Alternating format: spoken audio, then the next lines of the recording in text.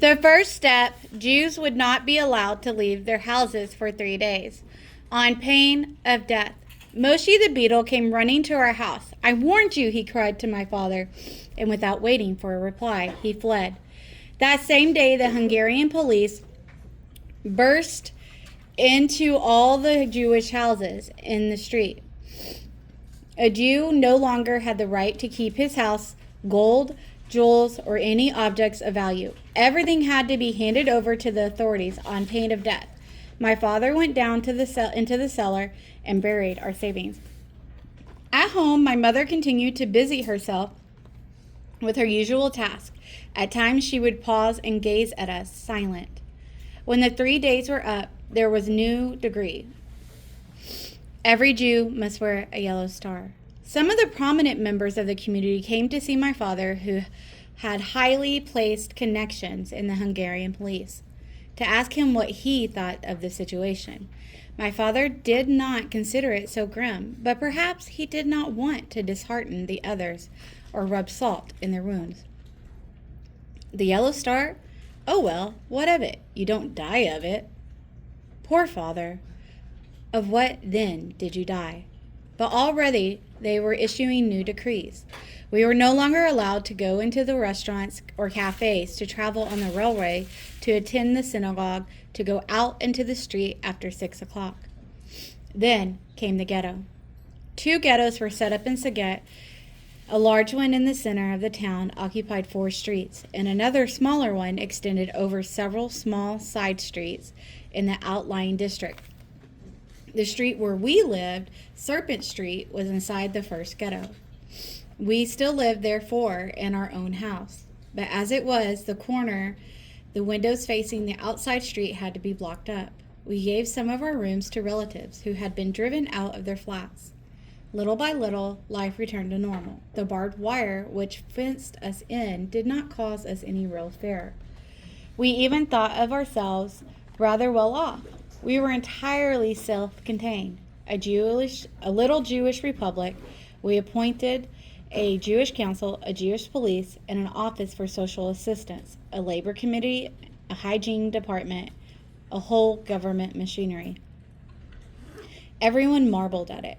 We should no longer have before our eyes those hostile faces, those hate-laden stares. Our fear and anguish were at an end. We were living among Jews, among brothers. Of course, there were still some unpleasant moments. Every day the Germans came to fetch men to stoke coal on the military trains. There were not many volunteers for work of this kind. But apart from the atmosphere was peaceful and reassuring. The general opinion was that we were going to remain in the ghetto until the end of the war, until the arrival of the Red Army. Then everything would be as before. It was neither German nor Jew who ruled the ghetto. It was illusion. On Saturday before Pentecost, in the spring sunshine, people strolled carefree and unheeding through the swarming streets. They chatted happily. The children played games on the pavements. With some of my schoolmates, I sat in the Ezra Malik Gardens, studying the treatise on the Talmud. Night fell. There were 20 people gathered in our backyard. My father was telling them anecdotes and expounding his own views on the situation. He was a good storyteller. Suddenly the gate opened, and a stern and former tradesman who had become a policeman came in and took my father aside, despite the gathering dusk. I saw my father turn pale. "What's the matter?" we all asked him. "I don't know. I've been summoned to an extraordinary meeting of the council. Something must have happened." The good story he had been in the middle of telling us was to remain unfinished. "I'm going here," he went on. "I shall be back as soon as I can. I'll tell you all about it. Wait for me." We were prepared to wait for some hours. The backyard became like the hall outside of an operating room. We were only waiting for the door to open, to see the opening of the firmament itself. Other neighbors, having heard rumors, had come to join us. People looked at their watches. The time passed very slowly. What could such a long meeting mean? "I've got a premonition of evil," said my mother. This afternoon, I noticed some new faces in the ghetto. 2 German officers from the Gestapo, I believe. Since we've been here, not a single officer has ever shown himself. It was nearly midnight. No one had wanted to go to bed. A few people had paid a flying visit to visit their homes to see that everything was all right. Others had returned home, but they left instructions that they were to be told as soon as my father came back. At last the door opened and he appeared. He was pale. At once, he was surrounded. What happened? Tell us what happened. Say something. How avid we were at that moment for one word of confidence. One sentence to say that there were no grounds for fear, that the meeting could not have been more commonplace, more routine, that it had only been a question of social welfare, of sanitary arrangements. But one glance at my father's haggard face was enough. I have terrible news, he said at last. Deportation. The ghetto was to be completely wiped out. We were to leave street by street, starting the following day. We wanted to know everything, all the details. The news had stunned everyone, yet we wanted to drain the bitter draught of the dregs. Where are we being taken? This was a secret from all except one, the president of Jewish Council. But he would not say. He could not say. The Gestapo had threatened to shoot him if he talked. There are rumors going around, said my father in a broken voice, that we're going somewhere in Hungary to work in the brick factories. Apparently, the reason is that the front is too close here. And after a moment's silence, he added, each person will be allowed to take only his own personal belongings, a bag on our backs, some food, a few clothes, nothing else. Again, a heavy silence.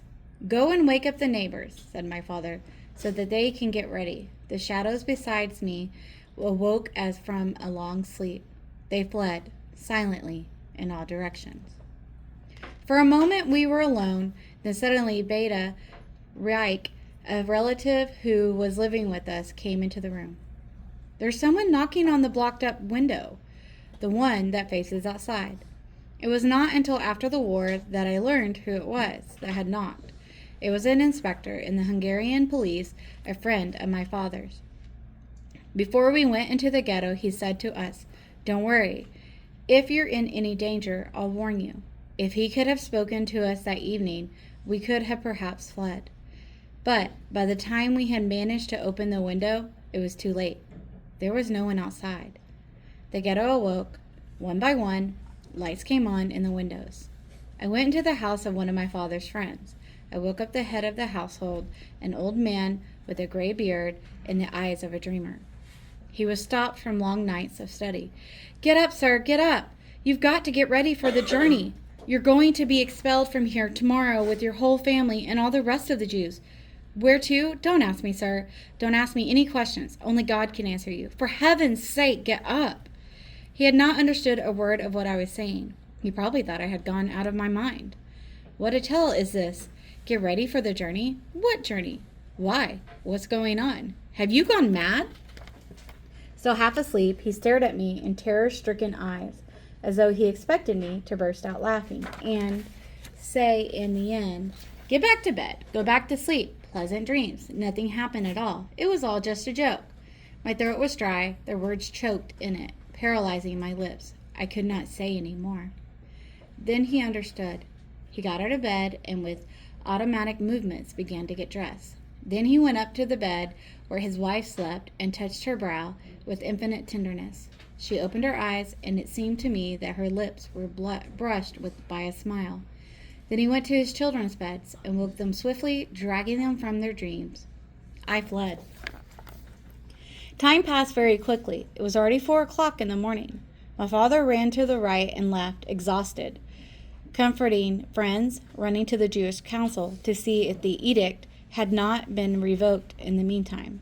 To the very last moment, a germ of hope stayed alive in our hearts. The women were cooking eggs, roasting meat, baking cakes, and making knapsacks. The children wandered all over the place, hanging their heads, not knowing what to do with themselves, where to go. to keep from getting in the way of the grown-ups. Our backyard had become a real marketplace. Household treasures, valuable carpets, silver, candelabras, prayer books, Bibles, and other religious articles littered the dusty ground beneath a wonderfully blue sky. Pathetic objects which looked as though they had never belonged to anyone. By 8 o'clock in the morning, a weariness like molten lead began to settle in the veins, the limbs, the brain. I was in the midst of my prayers when suddenly there were shouts in the street. I tore myself from my phylacteries and ran to the windows.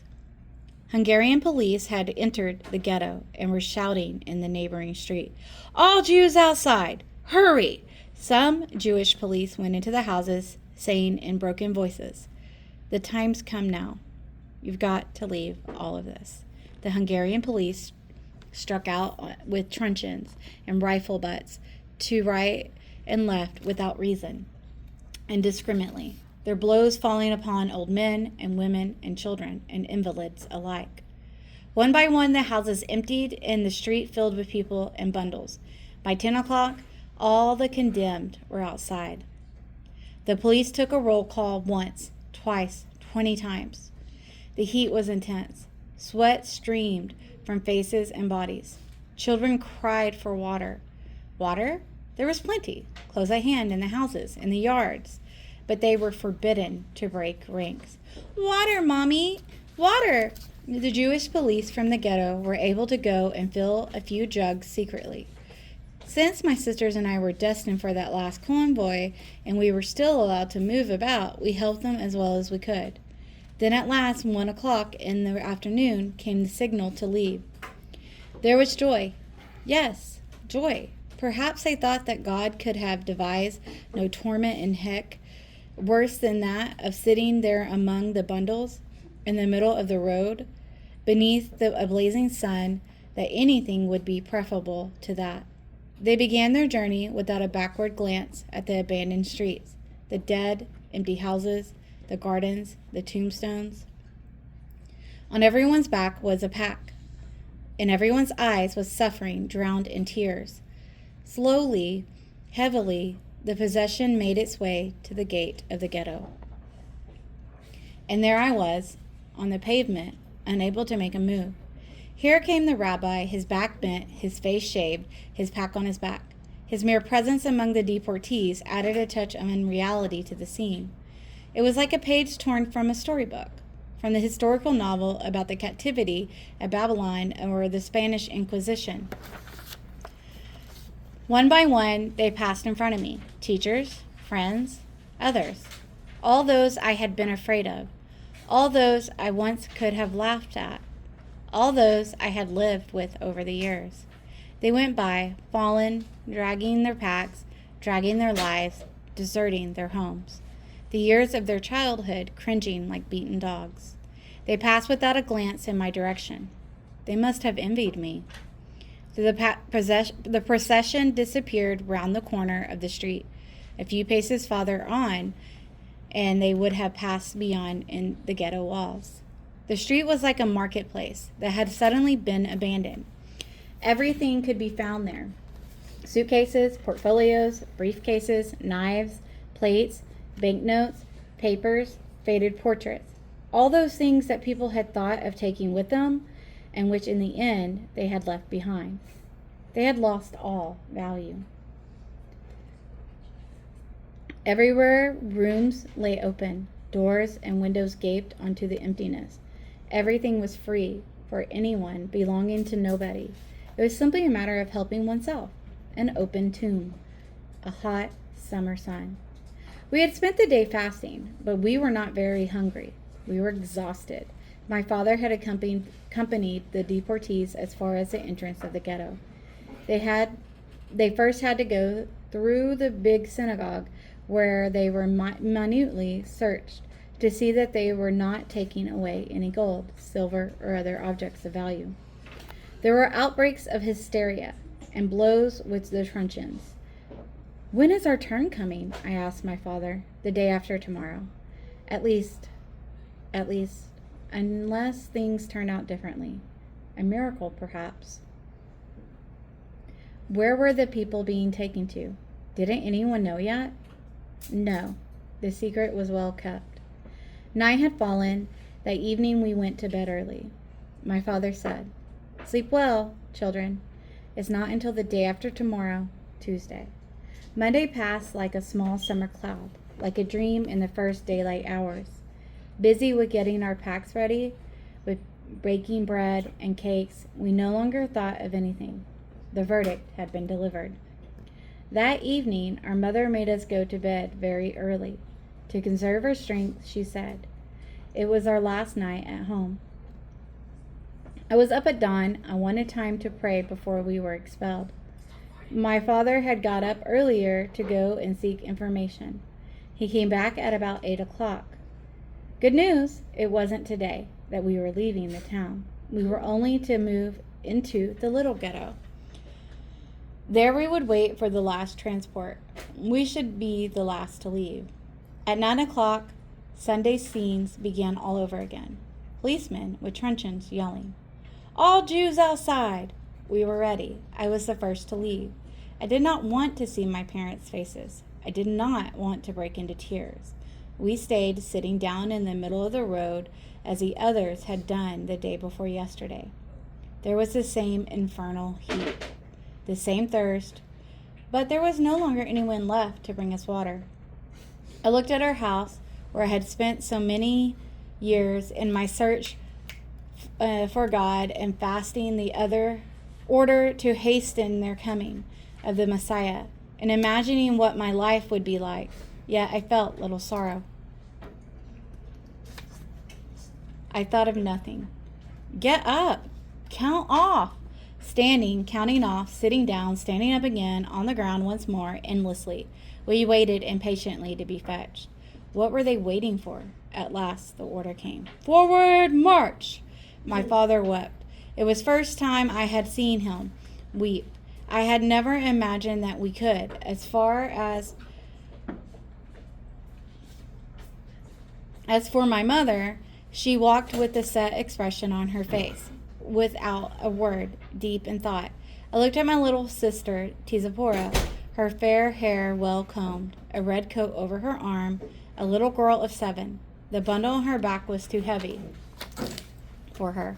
She gritted her teeth. She knew by now that it would be useless to complain. The police were striking out with the truncheons faster. I had no strength left. The journey had only just begun. I felt so weak. Faster, faster! Get on with you, lazy swine! Yelled the Hungarian police. It was from that moment that I began to hate them, and my hate is still the only link between us today. They were our first oppressors. They were the first of the faces of hell and death. We were ordered to run, advanced in double time. Who would have thought we were so strong? Behind their windows, behind their shutters, our compatriots looked out at us as we passed. At last we reached our destination. Throwing our bags to the ground, we sank down. O God, Lord of the universe, take pity on us in thy great mercy. The little ghetto, 3 days before, people had still been living there. The people who had owned the things we were using now. They had been expelled. Already we had completely forgotten them. The disorder was greater than in the big ghetto. The people must have been driven out unexpectedly. I went to see the rooms where my uncle's family had lived. On the table, there was a half-finished bowl of soup. There was a pie waiting to be put in the oven. Books were littered about the floor. Perhaps my uncle had dreams of taking them with him. We settled in. What a word. I went to get some wood. My sisters lit the fire. Despite her own weariness, my mother began to prepare a meal. The people's morale was not too bad. We were beginning to get used to the situation. In the street, they even went so far to have optimistic conversation. The Boche would not have time to expel us, they were saying. As far as those who had already been deported were concerned, it was too bad. No more could be done. But they would probably allow us to live out our wretched little lives here until the end of the war. The ghetto was not guarded. Everyone could come and go as they pleased. Our old servant Martha came to see us. Weeping bitterly, she begged us to come with her to her village, where she could give us a safe refuge. My father did not want to hear it. You can go if you want to, he said to me and my older sisters. I shall stay here with your mother and the child. Night. No one prayed so that the night would pass quickly. The stars were only sparks of the fire which devoured us. Should that fire die out one day, there would be nothing left in the sky but dead stars, dead eyes. There was nothing else to do but get into bed, into the beds of the absent ones, to rest, to gather one's strength. At dawn, there was nothing left of this melancholy. We felt as though we were on holiday. People were saying, "Who knows? Perhaps we are being deported for our own good. The front isn't very far off. We shall soon be able to hear the guns. And then the civilian population would be evacuated anyway. Perhaps they were afraid we might help the guerrillas. If you ask me, the whole business of deportation is just a farce. Oh yes, don't lie. Don't laugh. The Brochets just want to steal our jewelry. They know we've buried everything and that they'll have to hunt for it. It's easier when the owners are on holiday." On holiday? These optimistic speeches, which no one believed, helped to pass the time. The few days we lived here went by pleasantly enough, in peace. People were better disposed toward one another. There were no longer any questions of wealth or social distinction and importance. Only people all condemned to the same fate, still unknown. Saturday, the day of rest, was chosen for expulsion. The night before, we had the traditional Friday evening meal. We said our customary grace for the bread and wine and swallowed our food without a word. We felt gathered for the last time around the family table. I spent the night turning over thoughts and memories in my mind, unable to find sleep. At dawn, we were in the street, ready to leave. This time, there were no Hungarian police. An agreement had been made with the Jewish Council that they should organize it all themselves. Our convoy went toward the main synagogue. Their town seemed deserted. Yet our friends of yesterday were probably waiting behind the shutters for the moment when they could pillage our houses. The synagogue was like a huge station, luggage and tears. The altar was broken, the hangings torn down, the walls bare. There were so many of us that we could scarcely breathe. We spent a horrible 24 hours there. There were men downstairs, women on the first floor. It was Saturday. It was as though we had come to attend the service. Since no one could go out, people were relieving themselves in a corner. The following morning, we marched to the station where the convoy of cattle wagons was waiting. The Hungarian police made us get in, 80 people in each car. We were left with a few loaves of bread and some buckets of water. The bars at the windows were checked to see that they were not loose. Then the cars were sealed. In each car, one person was placed in charge. If anyone escaped, he would be shot. 2 Gestapo officers strolled about on the platform. Smiling, all things considered, everything had gone very well. A prolonged whistle split the air. The wheels began to grind. We were on our way.